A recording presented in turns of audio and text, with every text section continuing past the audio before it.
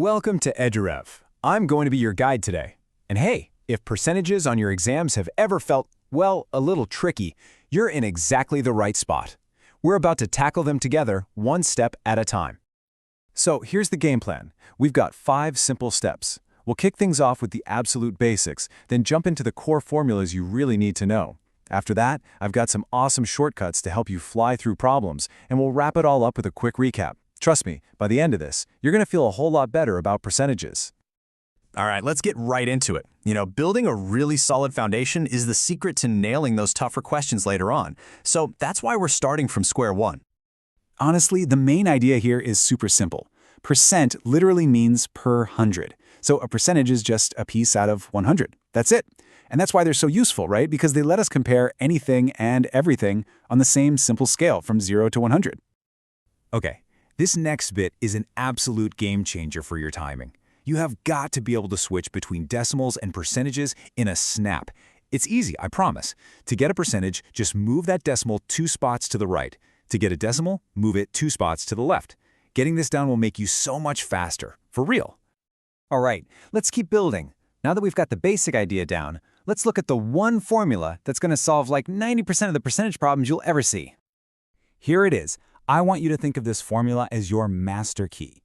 It's just the part divided by the whole, and then you multiply that by 100. And the best part, if you know any 2 of these things, the part, the whole, or the percentage, you can always figure out the one you're missing. Okay, let's see this thing in action. Take a look at this problem. Before I solve it, can you figure out what's the whole and what's the part? Right, the whole is the total number of cakes they started with. That's 48. What we're looking for is the part, which is how many orders they actually got.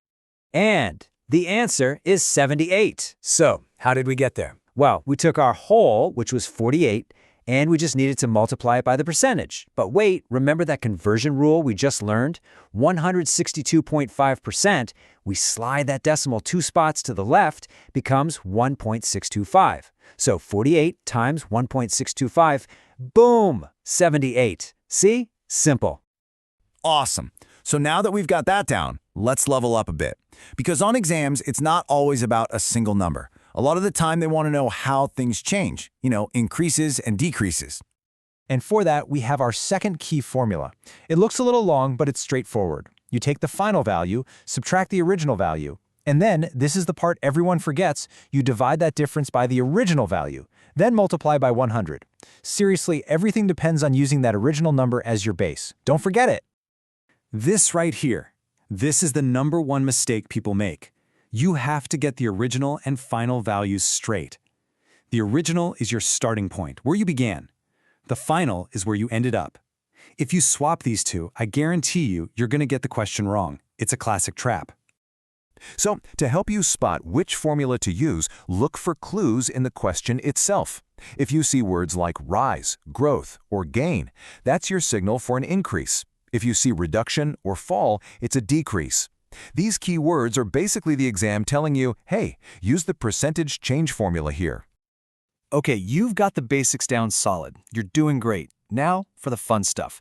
I'm going to show you a couple of pro tips that will help you solve these problems fast. We're talking under 30 seconds fast. Check these out. These are some seriously cool shortcuts. Instead of doing 2 or 3 steps, these formulas let you find the final number in one single calculation.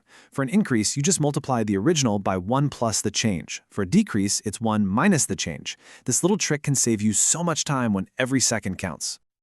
Now this is less about math and more about strategy. Before you even start calculating, take a quick peek at the answer choices. Are they super far apart, like 10, 50, and 100? If so, you can probably just estimate and save time. But if they're all bunched up together, like 47.5, 48, 48.5, then you know you've got to be precise. Knowing when to estimate is a skill in itself. Whew, okay, that was a lot, but you made it. Let's do a super quick recap to make sure all of this sticks in your brain, ready for exam day.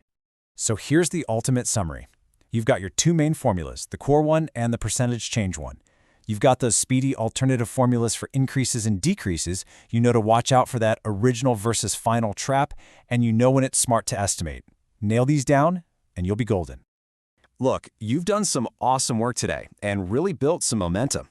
The best way to keep that going is to keep practicing. And the next step for that is to continue your UCAT prep with us here at EduRev. So what's the next step? Simple. Head on over to the Play Store or the iOS app stores and download the EduRev app. Seriously, it's packed with more lessons just like this one, tons of practice questions, and full mock tests to get you completely prepared. Thanks so much for hanging out with me today. Now go crush it.